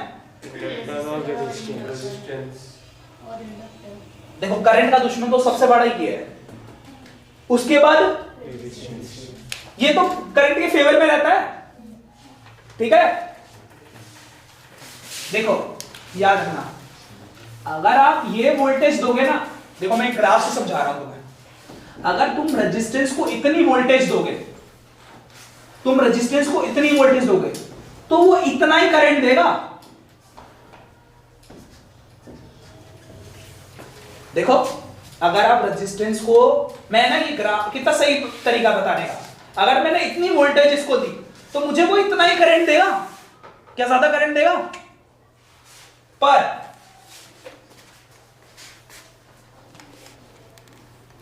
अगर मैं इसे, ये कौन है बताओ? कैपेसिटर। कैपेसिटर को सिर्फ इतना सा क्या दूं वोल्टेज, तो मुझे बहुत सारा क्या देगा? करंट। और वो भी पता है कितना? मेरे वोल्टेज देने से पहले, कितना पहले, मैंने बताया था ना π/2, इसमें करंट आगे रहता है और वोल्टेज पीछे रहता है। ये ग्राफ, और मैंने वोल्टेज देखो कितना कम सा दिया है और इसने मुझे कितना ज्यादा करंट दिया है। यहां पर मैंने वोल्टेज ज्यादा दिया था और करंट मुझे कम मिला था। अब इसके अंदर देखते हैं, इसके अंदर देखते हैं, इसमें मैं अगर इतना सारा क्या दूं वोल्टेज, तो मुझे वो इतना सा क्या देगा करंट, और वो भी इसमें वोल्टेज पहले और करंट बाद में। इसमें करंट क्या कर रहा है, लैग कर रहा है, और वोल्टेज क्या कर रहा है, लीड कर रहा है।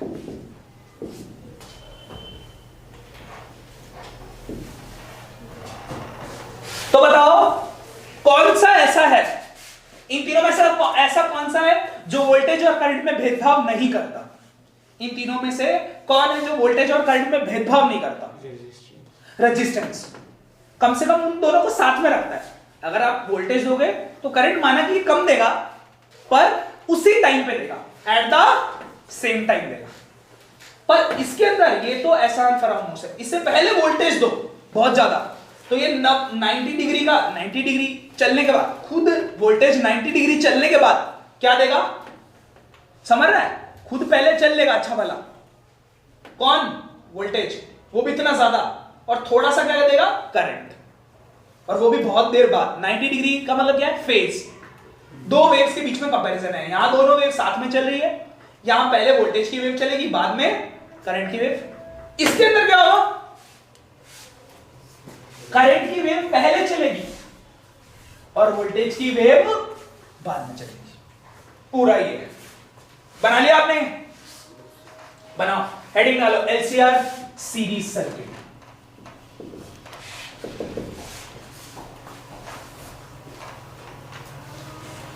सर कॉइल करंट कैसे प्रोड्यूस करेगी? कॉइल कैसे करंट प्रोड्यूस करेगी? अरे देखो, करंट तो इसके अंदर जा रहा है, करंट तो हम खुद दे रहे हैं। मैं इसमें ना एक वो लगा देता हूं, कौन सा सोर्स, हम करंट किससे दे रहे हैं, इस सोर्स से, जिसमें से इसने अपना कुछ रेजिस्टेंस लगाया और करंट को थोड़ा कम कर दिया। इसमें काफी सारी वोल्टेज खाई और उसके बाद इतना करंट बनाया। और ये वाले ने क्या दिया आपको, उल्टा करंट, और कैपेसिटर चार्ज स्टोर कर रखा होगा आपने इसके अंदर पहले, तो उल्टा हमें करंट देगा और थोड़ी सी वोल्टेज लेगा, वो भी करंट देने के बाद। मतलब पहले करंट ले रहा है, बाद में वोल्टेज ले रहा है। देख रहे हो ना, यहां पर लीड कौन कर रहा है, करंट, और ये क्या कर रहा है, लैग।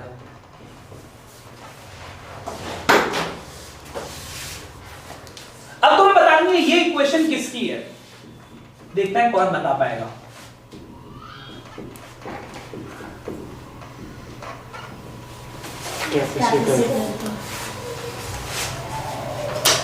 ये इक्वेशन किसकी है, पहले इक्वेशन देखो किसकी है, वोल्टेज की है। ये इक्वेशन किसकी है, वोल्टेज की है। वोल्टेज सबसे ज्यादा किसने लिया है, इंडक्टर। और इंडक्टर क्या लीड करता है वोल्टेज को, तो ये मुझे इंडक्टर की लग रही है। बताओ कैसे, ये पिछली बार जो मैंने बताई थी ना, वो करंट की इक्वेशन थी, ये किसकी इक्वेशन है, तो ये वाली इक्वेशन सच बताऊं तो किसके लिए, इंडक्टर के लिए। और ये वाली इक्वेशन किसके लिए, जिसने वोल्टेज को बाद में रखा है,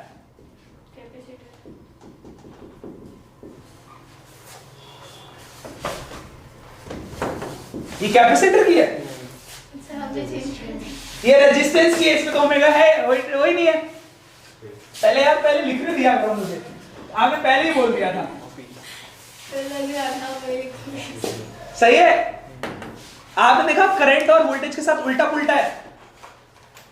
अगर यहां प्लस π/2 हो और करंट चल रहा हो तब तो, पर वोल्टेज जो और उसमें प्लस होगा तो ये इंडक्टर होगा। कंफ्यूजन तो नहीं है, अब समझ में आया? ये बात याद रखना, अपने दिलो दिमाग में डाल देना ये वाली बात।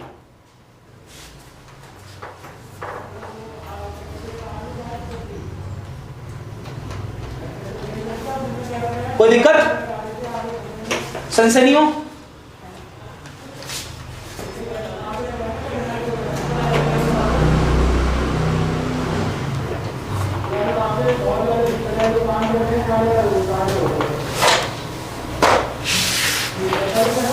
कोई दिक्कत? चलो बताओ।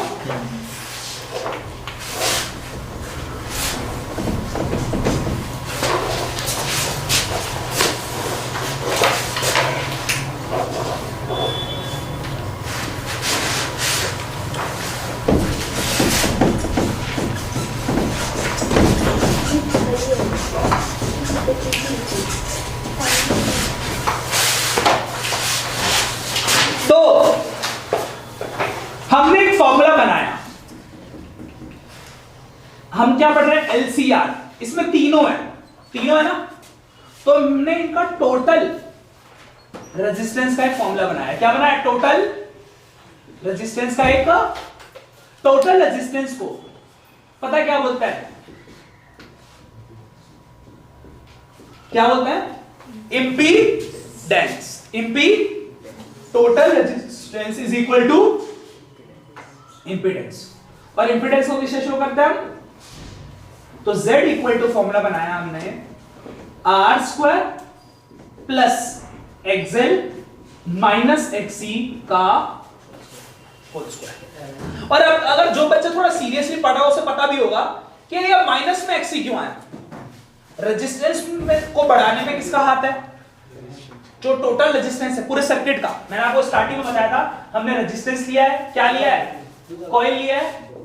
इन तीनों में से रेजिस्टेंस को दो कौन बढ़ा रहे हैं? ये और ये बढ़ा रहा है, और ये उल्टा बेचारा उल्टा क्या करना चाह रहा है? कम करना चाह रहा है। इसलिए देखो माइनस XC है।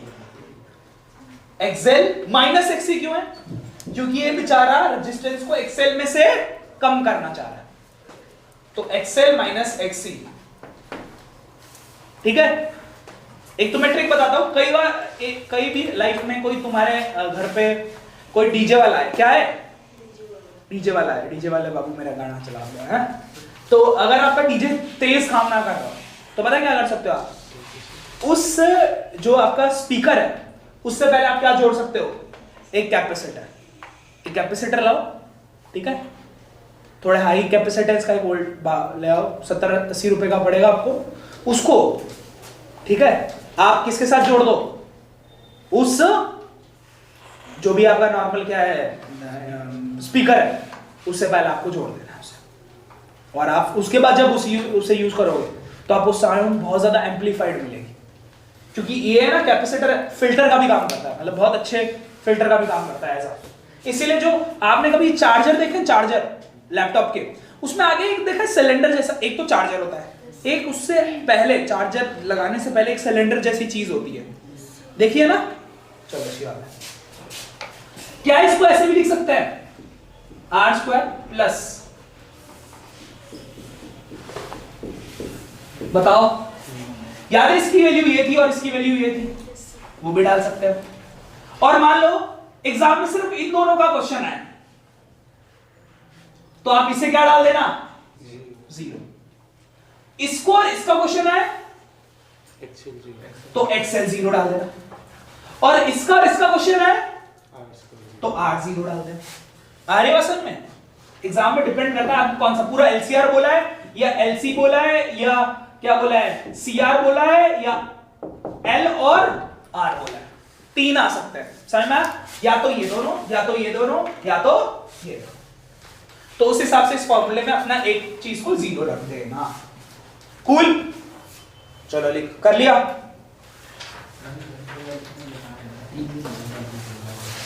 कोई दिक्कत यहां तक?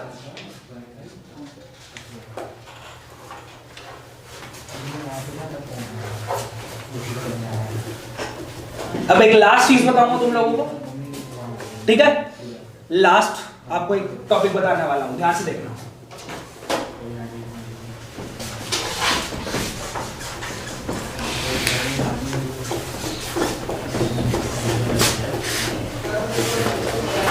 सुनो, लास्ट टॉपिक आपका ये है कि हमने भी ये पढ़ा था,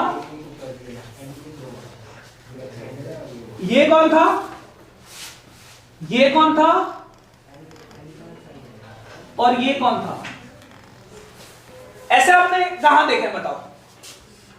अभी आपने मैंने जो डायग्राम बनाया था ना, उसमें ये वोल्टेज रेजिस्टेंस का होता है, ये कौन सा होता है और ये किसका होता है? तीनों को, तीन वेक्टर को मिलाएं, इन तीनों वेक्टर को मिलाएं तो पता क्या बनेगा?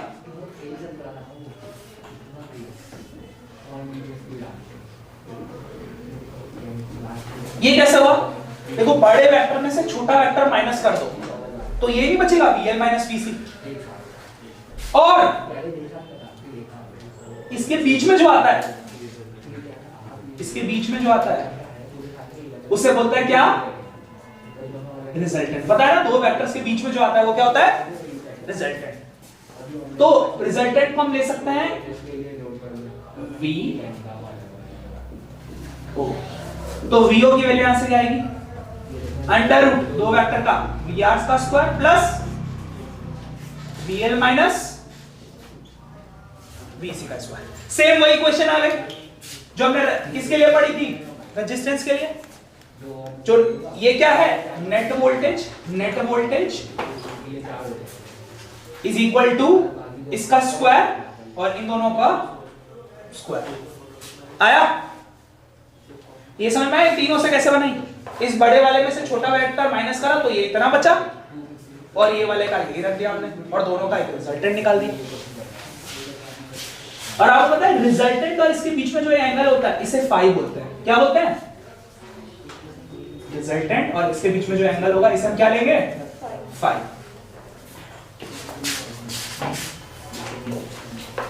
अब इस फाई की वैल्यू निकालनी है अपन को।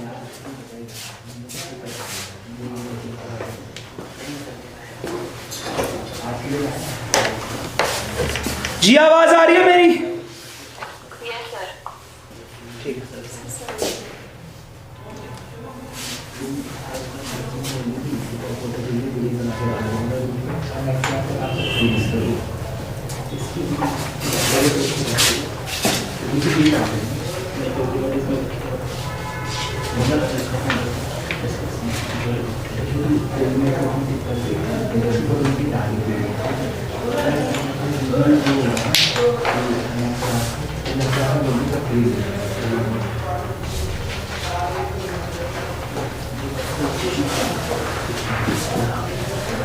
लिखा ये। अब वेक्टर को हम यहां से यहां शिफ्ट भी कर सकते हैं, ये ट्रायंगल बन जाएगा। इसको अगर मैं यहां ले आऊं तो ये एक ट्रायंगल बन जाएगा। इस वेक्टर को मैं अगर यहां ले आऊं तो ये एक ट्रायंगल बन जाएगा। इस ट्रायंगल का नाम होता है इंपेडेंस ट्रायंगल। क्या नाम होता है? अगर मैं एक ट्रायंगल बनाऊं जिसमें VR हो, ये एक रिजल्टेंट हो, ठीक है, और ये क्या है? PL minus VC। तो आपको पता है tan फाई का एक फॉर्मूला बनेगा। क्या बनेगा?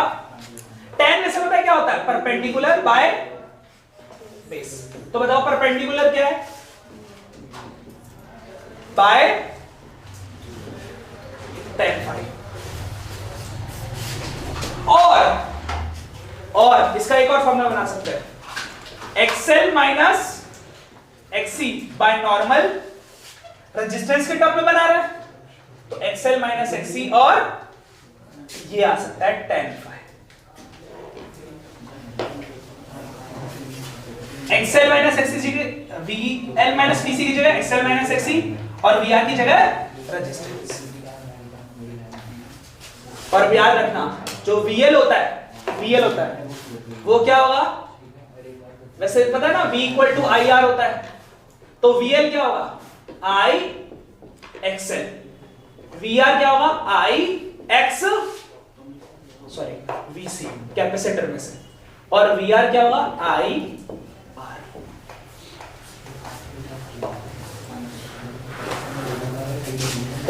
हिसाब से मैंने ये तीनों फॉर्मूले लिखे हैं।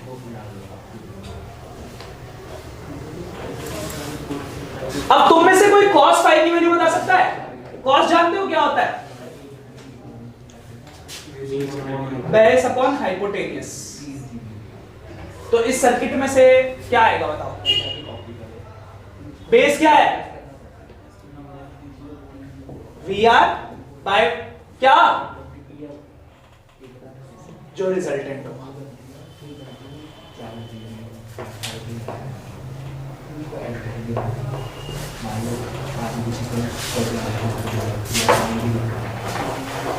सूरज, यस सर। हमने जो टोटल सबका रिजल्टेंट टोटल रेजिस्टेंस निकाला था, उसको हमने क्या बोला था?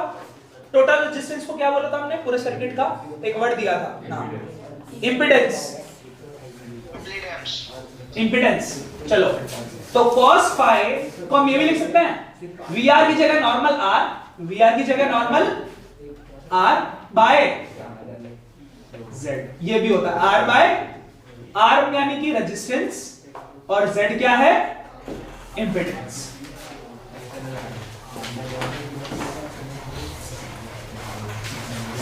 चलो दिखाता हूं मैं तुम्हें। ऐसे हमने ट्रायंगल बनाया था ना, नीचे लेते हैं हम, नीचे मैंने लिया था VR, जिसकी जगह R लूंगा, यहाँ XL माइनस XC लूंगा, और ये क्या लूंगा? Z, और ये होगा total resistance XL minus XC।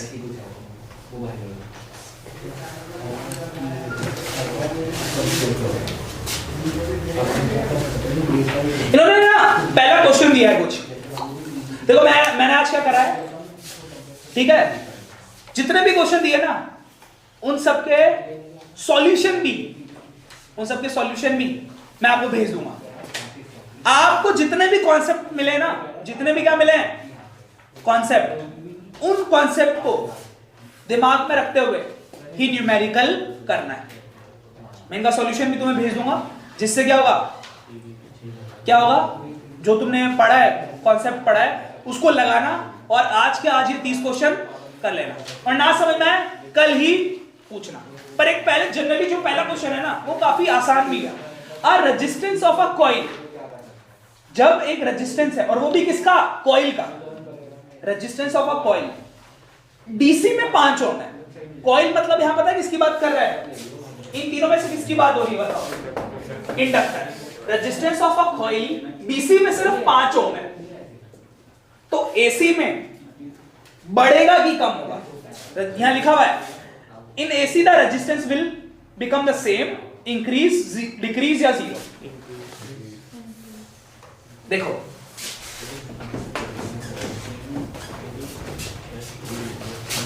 आपने एक्सेल सुना है, जो कि क्या होता है? ओमेगा। अब ये तो पहले से ही बड़ा था, अब वो ओमेगा से और मल्टीप्लाई हो जाएगा, और आपको नहीं लगता और बढ़ जाएगा? मैंने वो पहले ही बताया था, एक कॉइल का जब इसमें हम एसी सोर्स लगाते हैं तो उल्टा और रेजिस्टेंस बढ़ जाता है और करंट ये और कम देता है। ये वही कॉन्सेप्ट है जो मैं आपको उस टाइम बताते रुक गया था, क्योंकि इसके ऊपर एक क्वेश्चन आ रखा है। तो इसका आंसर क्या होगा? डिक्रीज या इंक्रीज? डिक्रीज। तो रेजिस्टेंस विल बी इंक्रीज। आई बात समझ में? दूसरा क्वेश्चन तो डायरेक्ट है। आई आपको दे रखा है 4 cos omega t plus 5। RMS value पूछिए करंट की। क्या पूछिए? आपको पता है करंट की आरएमएस वैल्यू का निकालने का फॉर्मूला होता है आई नॉट बाय। अभी तक मैंने एक क्वेश्चन ये रखी हुई है, आप बता सकते हो आई नॉट कितना है इस क्वेश्चन में? आई दे रखा है, मुझे ऐसा लगता है ये 4 है। किसको पता है? ये 4 दे रखा है, ये 4। तो 4 बाय रूट 2 कितना होगा? 2 इंटू 2 4 होता है। इसको इससे काटेंगे 2 रूट 2। अब आपने जितना भी चीजें सीखी है ना, उससे आराम से क्या हो जाएगा क्वेश्चन। ठीक है, एक गलती हुई मुझसे, फर्स्ट सेकंड थर्ड यहां है, थर्ड इस तरफ है, डायरेक्ट 6 आ रहा है, थर्ड इस तरफ है। In an AC circuit, in an AC circuit, I is equal to I not sine omega T दे रखा है। क्या दे रखा है? The time required the current to achieve its peak value will be, ये मजेदार क्वेश्चन है बहुत ही।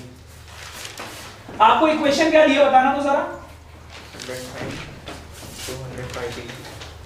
I is equal to I not sine 200 pi, इसको कंपेयर करते हैं। I is equal to I not sine omega की वैल्यू कितनी है? ओमेगा की वैल्यू देखते हैं कौन बताएगा। 200, ये पूरी ओमेगा, टी से पहले जो होता है ना वो ओमेगा है सारा। 200 ओमेगा की वैल्यू होती है 2 पाई बाय, ओमेगा की वैल्यू 2 पाई बाय टी बोला था, और इसको जैसा है वैसे का वैसा डाल दिया। अब बताओ पाई से पाई कर गया, ये टी यहां गया, 200 नीचे गया, 2/200 इक्वल टू टी कितना आया? ऐसा कोई क्वेश्चन है? ऐसा कोई है? 1/100 सेकेंड्स इसका आंसर है, 1/100। तो ये क्वेश्चन मेरा फेवरेट है। ये बहुत आ भी जाता है common. The frequency of AC mainly in India is, मैं बता दूं, इंडिया में 50 हर्ट्ज रहती है और बाहर के देशों में, ठीक है, ज्यादातर यूरोप में 60 हर्ट्ज रहती है। ठीक है, याद रखना, अगर हम एक फोन को यूरोप में चार्ज करने की कोशिश करेंगे तो वहां जल्दी चार्ज होगा, और अगर उसे इंडिया में करेंगे तो बहुत सारे ना, आपको पता है, जैसे वो बोलता है OnePlus कि हमारा फोन 18 मिनट में चार्ज हो जाता है। क्या 18 मिनट में फुल चार्ज? पर वो इंडिया में नहीं हो सकता। क्यों? 18 मिनट में पूरा वो इंडिया में क्यों नहीं हो सकता? यहाँ फ्रीक्वेंसी हर सेकंड 10 फ्रीक्वेंसी कम है। इंडिया में 50 हर्ट्ज पर सेकंड आती है, और बाहर के देशों में, यूरोप वगैरह में 60 हर्ट्ज पर सेकंड आती है। तो इंडिया में याद रखना 50 हर्ट्ज पर सेकंड। ठीक है, यहाँ इन्होंने लिखा है 50 साइकिल्स पर सेकंड, सी पर सेकंड, साइकिल पर सेकंड। सर अगर वहाँ स्पेसिफाई ना हो कि कहाँ पे बताने तो क्या करेंगे? The frequency of AC mainly की जगह सिर्फ लिखा हुआ द फ्रीक्वेंसी ऑफ एसी है ना, इतना ही, तब भी 50 वही करना। फिर हम इंडिया लेके करेंगे, हमें काम कहाँ करना है? इंडिया में ना, तो इंडिया लेके करना। पर स्पेसिफाई बोल दिया कि ऑस्ट्रेलिया में, इन सब में कितनी है, तो आपको फिर 60 लेनी पड़ेगी। ठीक है,